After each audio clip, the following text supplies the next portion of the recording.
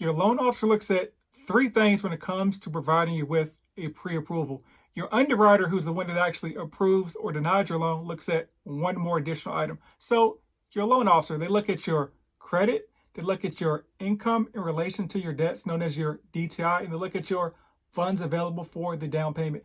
Those are the only three things that come into play when it comes to your pre-approval. A lot of times you can just apply online and get the pre-approval. Your loan officer has to look at it, like push a button, but that's really it. For the most part, it's done via automated underwriting. Now, when it comes to credit, these are the minimum requirements. Lenders can have overlays, which are additional guidelines on top of this, but FHA 500 to 579, 10% down, 580 and above, 3.5%. Conventional 620, VA and USDA, technically none, but most lenders want to see at least a 640, 620 credit score. And if you're looking at NACA, there's no minimum credit requirement, but that does not mean you can have bad credit, because lenders want to see that you can meet your financial obligations.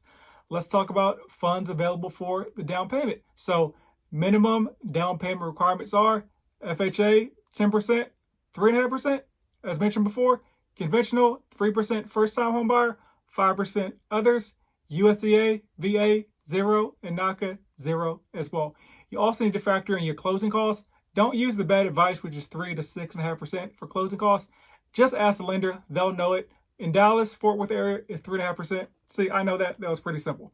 Now your DTI. So we're talking about your monthly finance debts, the minimum payments for like your credit cards, your car loans, student loans, stuff you had to get your credit pulled for, plus your future mortgage payment divided by your income before taxes. That is all your lender looks at for a pre-approval. So all three of those are 100% within your control. And don't be afraid to shop around to different lenders. Inquiries within 45 days count as one hit when getting a mortgage. So if you run across a lender that has overlays or higher requirements than the minimum ones I listed, you may be able to get a mortgage with another lender.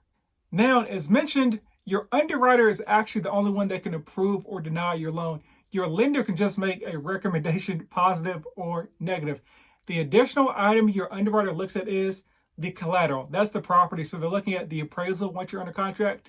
They're looking at the title work to make sure that the property is the seller's property to sell. So that's how you get pre-approved by a loan from your lender and approved by a loan from your underwriter.